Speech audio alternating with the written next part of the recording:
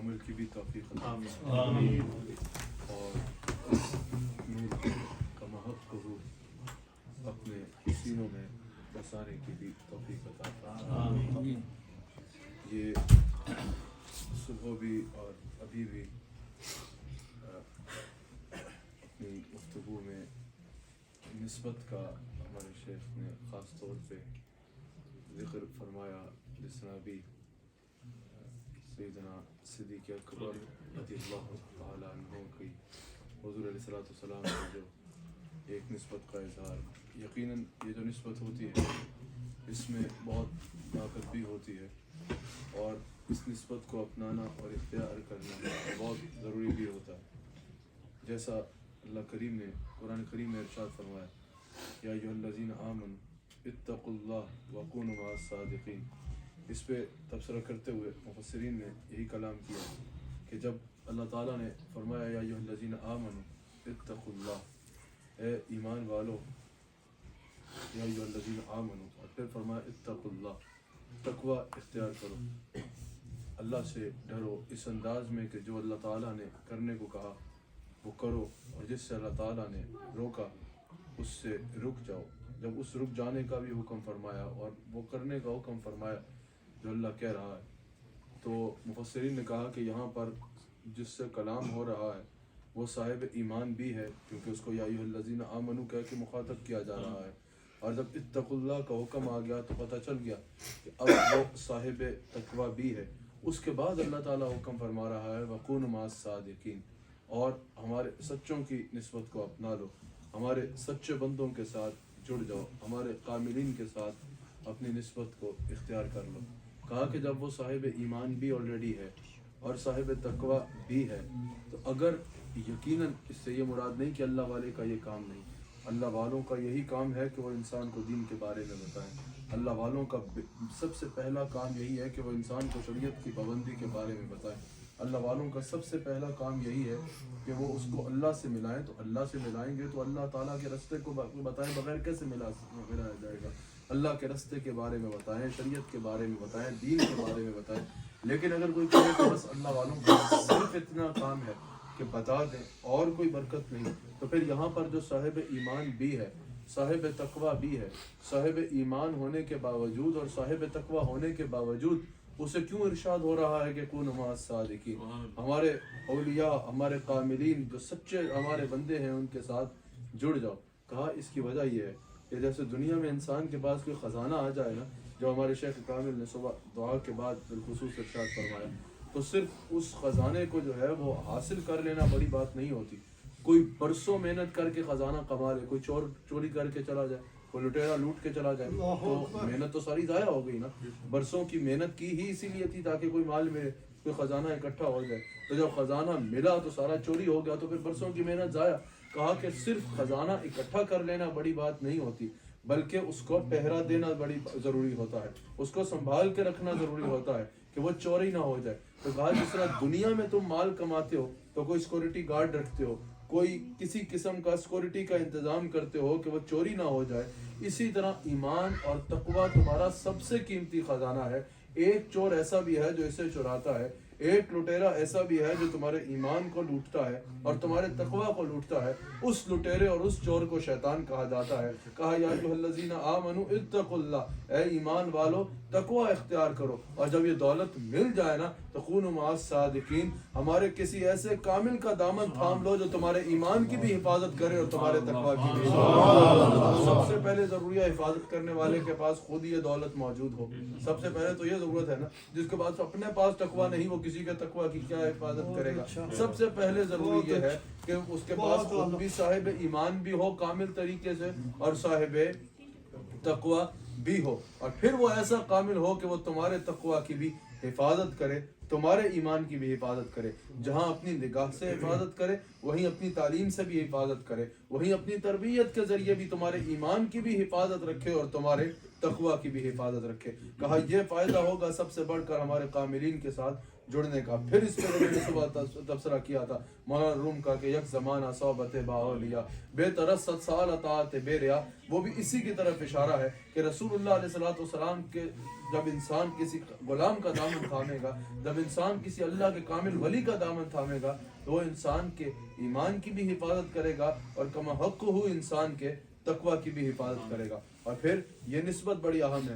بعض لوگ کبھی نسبت میں ایسا کیا رکھا ہے, نسبت میں کیا ہوتا ہے, نسبت میں ہی تو سب کچھ ہوتا ہے. حضور علیہ السلام نے فرمایا کہ انسان جو ہے وہ اپنے دوست کے دین پہ ہوتا ہے, المرء علی دین خلیلہ, انسان جو ہے وہ اپنے دوست کے دین پر ہوتا ہے. یعنی یہاں تک حضور علیہ السلام نے فرمایا کہ انسان کو یہ چاہیے کہ وہ دیکھے وہ کس کا دوست ہے, اس کے ساتھ دوست کون ہے, وہ کس کا یار ہے, کیونکہ انسان ہوتا ہی اپنے دوست کے دین پہ ہے. اور اس کو سمجھاتے ہوئے امام فخر الدین رازی نے کہا کہ برا دوست شیطان سے بھی برا ہوتا ہے, برا دوست سانپ جیسا ہوتا ہے بلکہ سانپ سے بھی برا ہوتا ہے. پھر فرمایا شیطان جیسا ہوتا ہے شیطان سے بھی برا ہے. کہا حضرت یہ زیادہ نہیں ہو گیا, شیطان سے بھی برا؟ آپ نے فرمایا بالکل ایسا ہی ہے, صرف قول کی حد تک نہیں, عملاً ایسا ہے. شیطان انسان کو صرف برائی کا مشورہ دیتا ہے, اور برا دوست اتنی خطرناک چیز ہوتی ہے کہ وہ صرف مشورہ نہیں دیتا بلکہ ہاتھ پکڑ کے انسان کو برائی تک لے جایا کرتا ہے. تو اس وجہ سے سب سے زیادہ ضروری یہ ہے, حضور علیہ السلام نے فرمایا کہ انسان دیکھے وہ کس کا دوست ہے, وہ کس کے ساتھ ہے.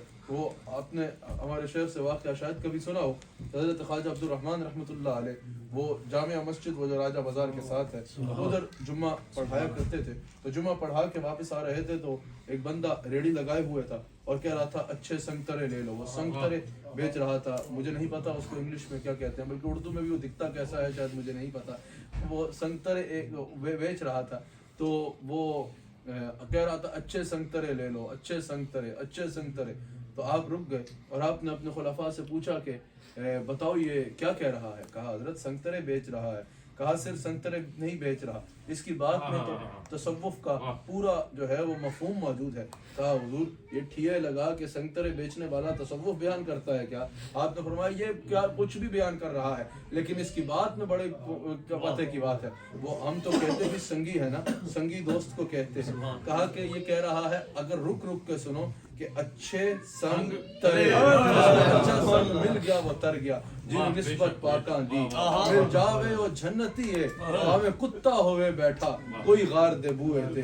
اگر اصحاب کاف کے دروازے پہ بیٹھ جانے والا کتا جو ہے وہ قرآن کا موضوع بن سکتا ہے, اور ایک روایت کے مطابق جنت میں قیامت کے دن انسان کی شکل میں جائے گا, لیکن قرآن کا موضوع بننا بھی تو کوئی کم اعزاز نہیں ہے, قرآن کا موضوع بن سکتا ہے. اللہ اکبر. آپ خود سوچئے اگر صرف دروازے پہ بیٹھ جانے والا کتا بنی اسرائیل کے ولیوں کے قرآن کا موضوع بن جاتا ہے, اور ایک روایت کے مطابق قیامت کے دن انسان کی شکل میں جنت میں بھی چلا جائے گا, تو آپ بتائیے اگر کوئی انسان رسول اللہ علیہ السلام کی امت کے کسی کامل ولی کے ساتھ اپنا تعلق بنا لے گا تو اس پر اللہ کی رحمتیں کتنی ہوں گی.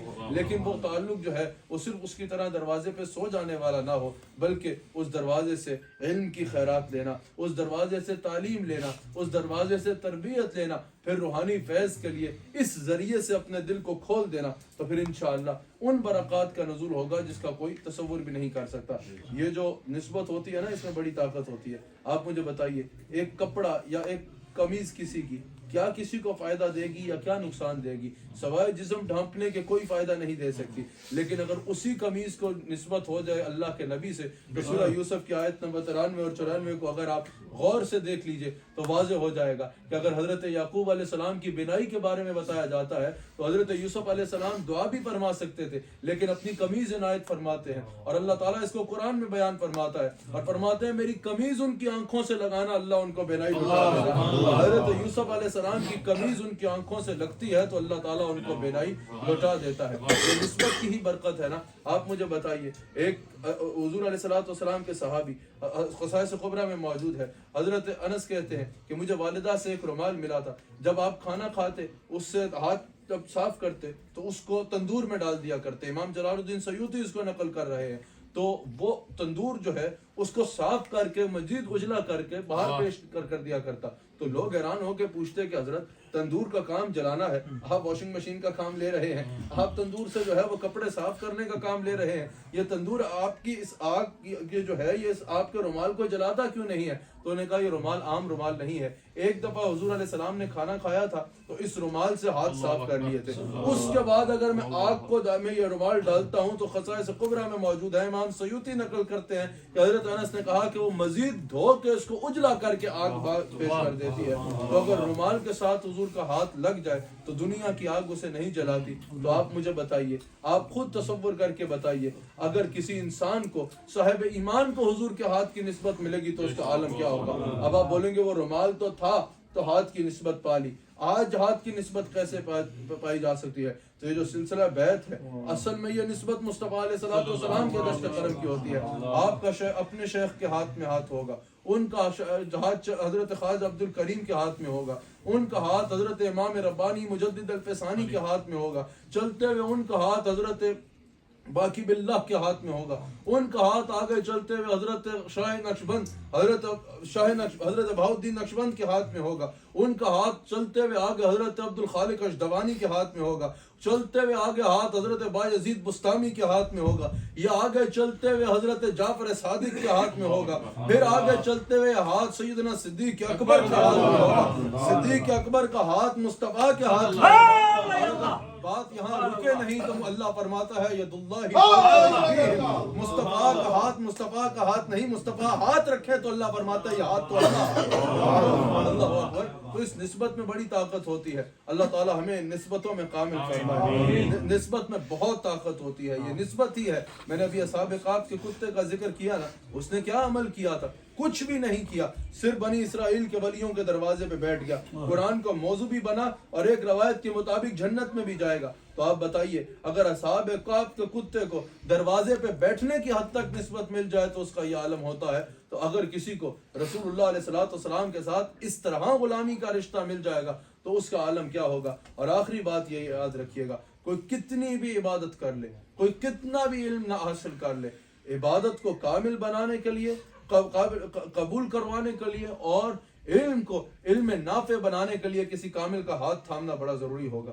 وہ امام سیوطی کا بھی میں نے ذکر کیا، امام سیوطی وہ ہیں کہ جن کے بارے میں انور شاہ کاشمیری نے بھی کہا ہے۔ انور شاہ کاشمیری یہ مدرسہ دیوبند کے سب سے آغاز کے بڑے جو ہے وہ شیخ الحدیث ہیں، انہوں نے بخاری پہ بھی بہت کام کیا، اس کی شرح۔ انور شاہ کاشمیری صاحب جو ہے وہ کہتے ہیں، انہوں نے بھی یہ لکھا سیوطی صاحب کے بارے میں کہ 72 مرتبہ جاگتی آنکھ سے انہوں نے مصطفیٰ علیہ السلام کو دیکھا ہے۔ یہ دیگر کہا، کاشمیری صاحب نے 40 مرتبہ کہا، لیکن ہمارے اکابر نے کہا کہ 72 مرتبہ جاگتی آنکھ سے رسول اللہ علیہ السلام کو امام جلال الدین سیوطی نے دیکھا ہے۔ آپ خصائص کبریٰ دیکھ کے ان کی دیگر کئی کتابیں دیکھ لیں، تفسیر جلالین میں آپ ان کے علمی جو ہے وہ کمال کو دیکھ لیجئے۔ حضرت امام جلال الدین سیوطی جیسا بندہ، اللہ اکبر، حضرت امام جلال الدین سیوطی کو یہ منزل ملی کیسے؟ وہ یہ بھی نسبت کا کمال ہے۔ وہ کہتے ہیں میں حدیث لینے کے لیے شام جا رہا تھا، رستے میں ایک جگہ رکا تو حضرت شہاب الدین ساری اللہ کے ایک ولی، انہوں نے کہا کہ سیوطی کہاں جا رہے ہو؟ کہا حضور حدیث لینے کے لیے جا رہا ہوں۔ کہا اتنی دور جا رہے ہو؟ میرے مصلے پہ بیٹھ جاؤ۔ سیوطی امام سیوطی جلال الدین سیوطی کہتے ہیں کہ میں بیٹھ گیا مصلے پہ۔ میں نے کہا یا حضرت خود حدیث بتائیں گے یا جو ہے جس حدیث کو میں تلاش کے لیے جا رہا ہوں کوئی بہت ان کا شیخ الحدیث آئے گا ان کے ادارے کا اور آ کے مجھے جو ہے وہ حدیث بتائے گا۔ حضرت جلال الدین سیوطی کہتے ہیں میں مصلے پہ بیٹھا ہوں، انہوں نے کہا 2 نفل پڑھ کے آنکھیں بند کر لو۔ کہتے ہیں میں نے 2 نفل پڑھ کے آنکھیں بند کی تو دیکھا رسول اللہ میرے سامنے السلام کی بارگاہ میں حاضر ہوں، اور کہا میں جو حدیث ڈھونڈنے اتنی دور جا رہا تھا حضرت شہاب الدین ساری کے مصلے پہ حضور نے مجھے وہ اپنی حدیث خود عطا فرما دی۔ اللہ اکبر۔ وہ کہتے ہیں جب میں نے آنکھوں کو کھولا حضرت شہاب الدین ساری نے کہا سیوطی حدیث مل گئی؟ میں نے کہا حضور حدیث مل گئی۔ کہا ٹھیک ہے جاؤ۔ کہا حضرت اب جانا تو ہے، اب کہاں جانا ہے؟ اب تو جانے کا تصور ہی نہیں ہے، اب مجھے بتائیں یہ منزل ملی تو ملی کیسے؟ آپ کو یہ مقام کیسے ملا؟ حضرت شہاب الدین ساری نے کہا سیوطی زندگی کا 40 دن ایسے گزارو کہ حضور سے ایک لمحہ بھی توجہ نہ ہٹے، ایک سیکنڈ کے لیے بھی حضور سے توجہ نہ ہٹے. یہ جو چلا جسے کہا جاتا ہے نا 40 دن کا، کہا 40 دن کا ایسے چلا کرو کہ وہ سارا وقت حضور کے نام کر دو، ہر لمحہ حضور علیہ السلام کو یاد کرو، ایک سیکنڈ بھی حضور کی طرف سے توجہ نہ ہٹے، تمہیں یہ منزل مل جائے گی. اللہ اکبر. تمہیں اللہ تعالیٰ یہ منزل عطا فرما دے گا جس کے بارے میں کہا نا خدا خود میر مجلس بو کہ اندر لا مقام خسرو. یہ پورا کلام جو ہے یہ تصوف کی منازل بتاتا جا رہا ہے. ایک منزل میں اپنا شیخ تلاش کیا نہیں ملا، پریشان ہوئے. دوسری منزل میں تلاش کیا نہیں ملے، پریشان ہوئے. تیسری منزل پہ تلاش کیا نہیں ملے، پریشان ہوئے. چوتھی منزل پہ شیخ تلاش کیا، شک میں مبتلا ہو گئے کہ لگتا ہے میرا شیخ کہیں بھی نظر نہیں آ رہا. کہا ایک دن مجھے اپنا شیخ مل گیا. کہا کہاں ملا؟ کہا وہ مجلس ایسی تھی کہ خدا خود میر مجلس بود کہ اندر لا مقام خسرو محمد شب میں محفل بود کہ شب جائے کہ من بود. اس منزل پہ پہنچ جاؤ گے. اللہ تعالیٰ ہمیں یہ منازل طے کرنے کی توفیق عطا فرمائے. اللہ تعالیٰ ہمیں ان منازل میں آگے بڑھنے کی توفیق عطا فرمائے اور آگے ایسے بڑھنے کی نیت ہو کہ رسول اللہ علیہ السلام کا قرب ملتا چلا جائے، رسول اللہ علیہ السلام کے قریب ہوتے چلے جائیں. یار ایسے ہی تو کوئی تو بات ہے نا اس دنیا میں، کوئی تو بات ہے کہ اللہ اکبر حضرت امام ابو حنیفہ جیسا بندہ بشر حافی کے پاس بیٹھا ہے اور لوگ پوچھ رہے ہیں حضرت آپ امام اعظم آپ اس کے ساتھ بیٹھے ہوئے ہیں. وہ فرما رہے ہیں کہ میں کتاب کے ذریعے جانتا ہوں، یہ براہ راست جانتا ہے. حضرت احمد بن حنبل کا بیلول دانا کے پاس بیٹھ کے سوال کرنا اور پوچھنے والوں کا پوچھنا حضرت آپ محدث اعظم، آپ فقیہ اعظم، آپ اس درویش کے پاس جو کبھی قبرستان میں کھڑے ہو کے باتیں کر رہے ہیں، کبھی آسمان کو دیکھ کے باتیں کر رہے ہیں، آپ اس سے پوچھ رہے ہیں. وہ فرمائے آگے سے کہ میں شریعت کو جانتا ہوں اور یہ شریعت والے کو براہ راست جانتا ہے. تو کوئی تو ایسی دنیا ہے کہ جس سے پردے ہٹ جاتے ہیں. منزل ایک ایسی آتی ہے کہ انسان جو کچھ کتابوں میں پڑھتا ہے وہ کچھ آنکھوں سے دیکھنا شروع کر دیتا ہے. اللہ تعالیٰ ہمیں اس منزل میں آگے بڑھنے کی توفیق عطا فرمائے. لیکن یاد رکھیے گا ہمارے شیخ اکبر حضرت امام ربانی مجدد الفسانی شیخ احمد سرہندی فاروقی رحمۃ اللہ تعالی علیہ ارشاد فرماتے ہیں کہ اس طریق کی جو تصوف کا طریق ہے تمام تر ترقی تعلق بالرسالت سے ممکن ہوتی ہے اور رسول اللہ علیہ السلام کی اتباع سنت سے میسر ہوتی ہے. تو اللہ تعالی ہم سب کو اتباع سنت کا بھی جذبہ عطا فرمائے اور اللہ تعالی ہم سب کو رسول اللہ صلی اللہ علیہ وآلہ وسلم کی کامل محبت عطا فرمائے.